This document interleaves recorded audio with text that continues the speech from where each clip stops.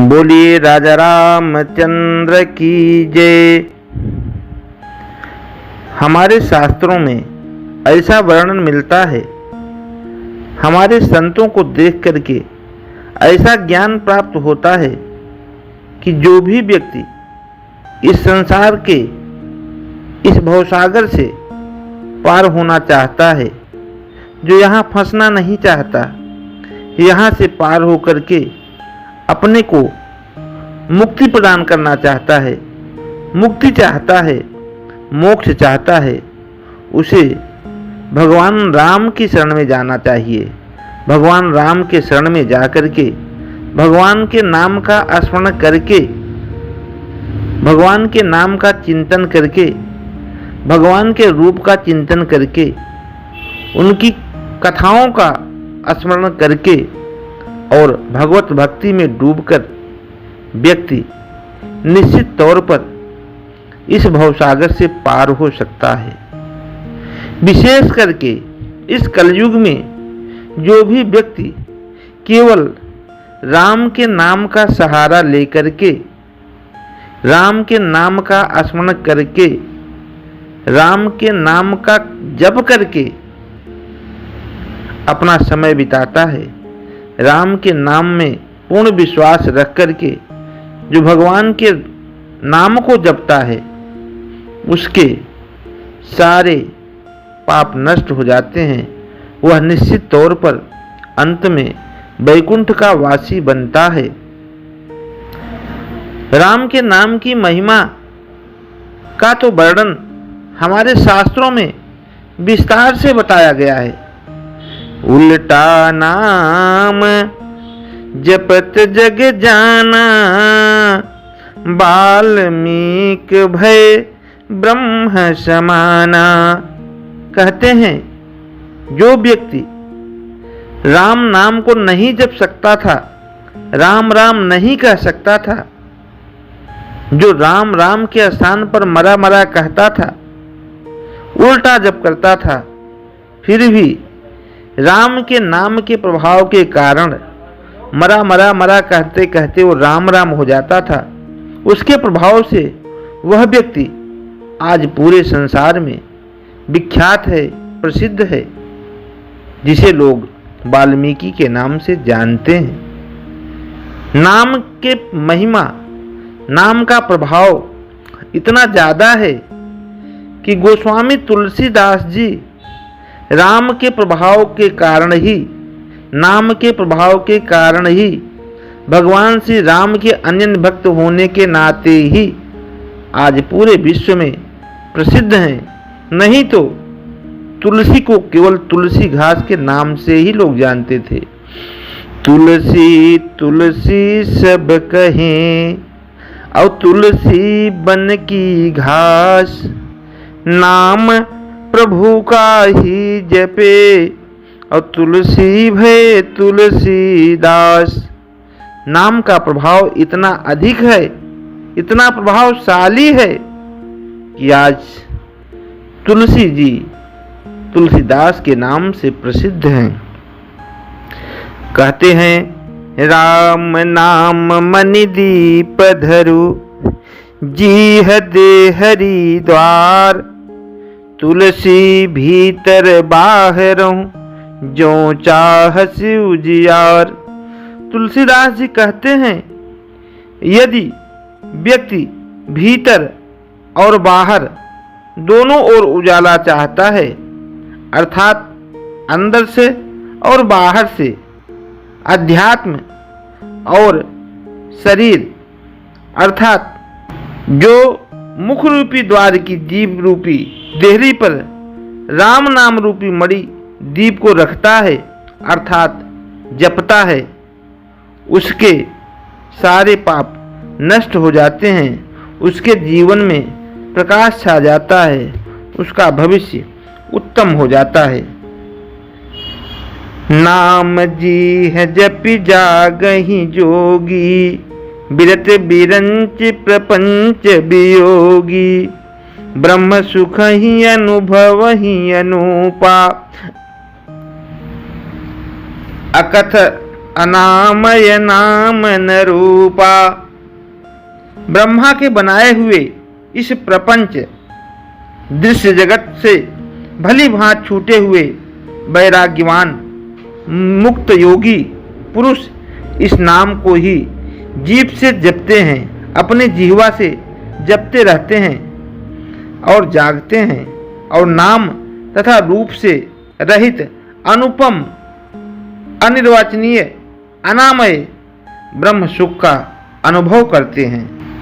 और व्यक्ति जब कष्ट में होता है, दुख में होता है, तो जप ही नाम जन आरत भारी, मिटहि कुसंकट हो ही सुखारी। और राम भगत जग चारि प्रकारा, असुखति चार्यु अनघ उदारा। संकट से घबराए हुए आर्त भक्त नाम जप करते हैं तो उनके बड़े भारी बड़े से बड़े संकट मिट जाते हैं और वे सुखी हो जाते हैं। जगत में 4 प्रकार के भक्त होते हैं। अर्थार्थी जो धन की इच्छा से भगवान को जपते हैं, दूसरे भक्त जिन्हें आर्त भक्त के नाम से जाना जाता है, जो संकट की निवृत्ति के लिए भगवान को जपते हैं। तीसरे भक्ति जिसे जिज्ञासु भक्त के नाम से जाना जाता है, जो भगवान को जानने की इच्छा से भजते हैं।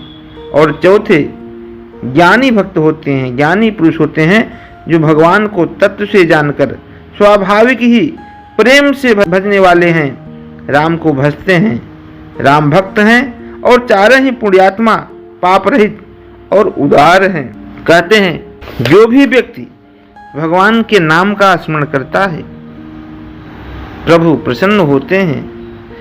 नाम में इतनी क्षमता है, इतनी शक्ति है कि वह व्यक्ति अपने को मोक्ष के द्वार पर ले जाने में सफल हो जाता है। जो नहीं जपता, कहता मैं कल जप लूंगा, तो क्षण भंगुर जीवन की कलिका, कल प्रातः को जाने खिली न खिली।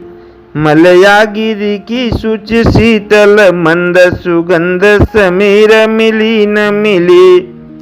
कलिकाल कुठार लिए फिरता, तनु नम्र पे चोट झिली न झिली। इसलिए भजले हरि नाम यरी रसना, क्योंकि अंत समय में हिली न हिली। क्षण भंगुर जीवन की कलिका, कल प्रातः को जाने खिली न खिली।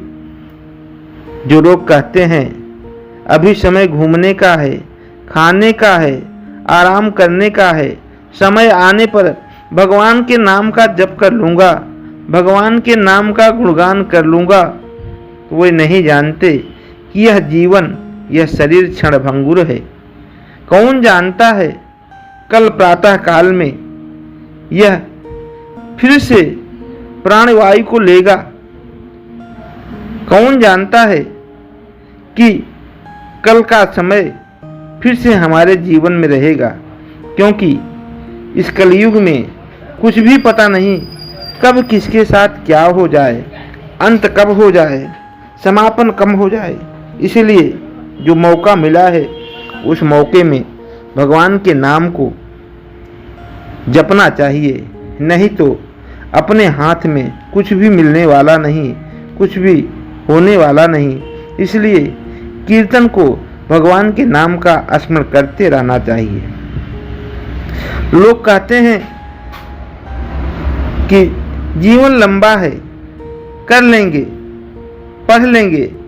अनंत शास्त्रम बहुलास्य विद्या, अल्पश्च कालो बहुविघ्नता च। यत् सारभूतं तदुपासनीयं, हंसो यथा क्षीरमयाम्बुमध्यात्। अरे समय कहाँ है, अनंत शास्त्र हैं। हमारे धर्म ग्रंथ इतने ज़्यादा हैं कि उनको पढ़ने को क्या, देखना भी दुर्लभ है। उनकी संख्या बहुत है। बहुलास्य विद्या, और ज्ञान को प्राप्त करना, पुस्तक को पढ़ना बहुत कठिन है, क्योंकि इनकी संख्या बहुत है। अल्पस्य कालो, समय कम है, जीवन क्षणिक है, कुछ पता नहीं और उसमें बहुविघ्नता था। भिन्न भिन्न प्रकार के अनेक प्रकार के रोग, शोक, कष्ट आदि भरे पड़े हैं, जो हर समय रुकावट करने के लिए सामने खड़े हैं। यत् सारभूतम तदुपासनीयम हंसो यथा क्षीरम वाम विमध्यात्। इसलिए बुद्धिमान व्यक्ति समय निकाल करके जैसे हंस क्षीर सागर से दूध को पी लेता है और पानी को छोड़ देता है, ठीक उसी प्रकार से बुद्धिजीवी लोग इसी समय में से भगवान के लिए समय निकाल करके उनके नाम का स्मरण कर लेते हैं, भगवत भक्ति कर लेते हैं। कहते हैं कि आगे कर लेंगे। अंगम गलितम पलितम मुंडम दसन विहीनम जातम तुंडम वृद्धो याति गृहीत्वा दंडम तदपि न मुंचत्यास पिंडम। अरे अंग बल गए, शरीर बूढ़ा हो गया, सिर हिलने लगा, दांत गिर गए, बाल सफेद हो गए, वृद्धावस्था आ गई, केवल डंडे का सहारा मात्र बचा है। फिर भी कामना अभी नहीं गई, अब तो छोड़ करके भगवान की शरण में आ जाना चाहिए। इतिहास गवाह है, यहाँ कोई भी स्थिर नहीं रह सका। एक दिन सबको यहाँ से जाना पड़ा। इस शरीर ने किसी का भी साथ नहीं दिया है।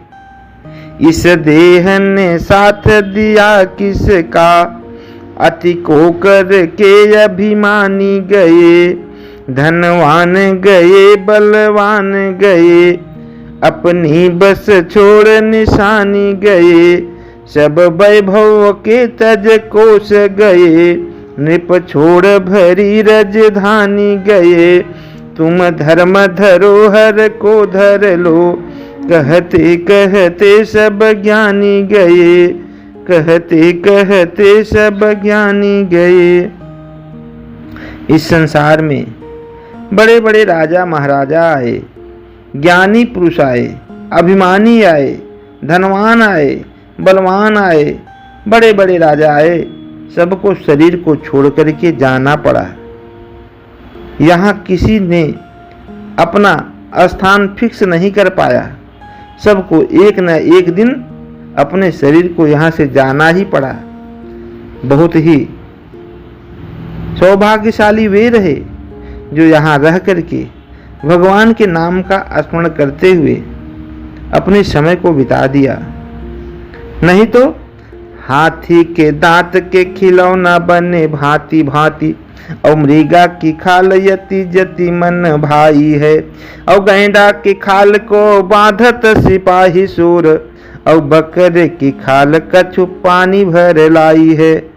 कहे हरि के से प्यारे और जपले हरि का नाम, क्योंकि मानस की खाल कछु काम नहीं आई है।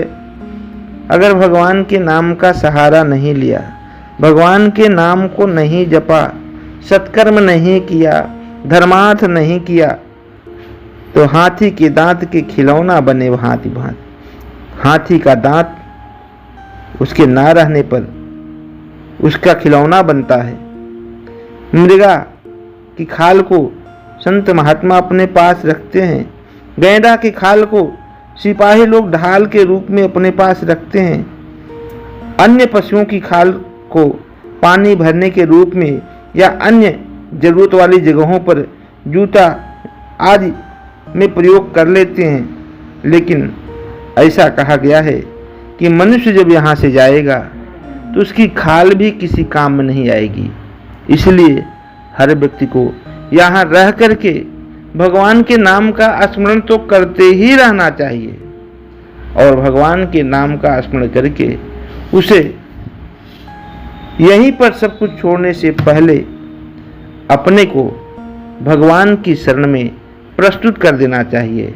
ऐसा करने से वह व्यक्ति निश्चित तौर पर भगवान के धाम को जाता है और यहाँ से कुछ ना ले जाने के बाद भी वह सब कुछ प्राप्त कर लेता है, सब कुछ लेकर चला जाता है, अपना अगला जीवन स्वर्णिम बना लेता है, उत्तम बना लेता है और मोक्ष को प्राप्त कर लेता है। अन्यथा यहाँ चक्कर काट करके, यहाँ घूम करके, यहाँ आनंद ले करके क्षणिक समय बिता करके लगता है कि बहुत लंबा है, केवल नरक के द्वार में जाना पड़ता है और बार बार भटकना पड़ता है। इसीलिए राम के नाम का स्मरण करते हुए अपने जीवन को बिताना चाहिए, भगवान की शरण में रहना चाहिए। बोलिए राजा रामचंद्र की जय।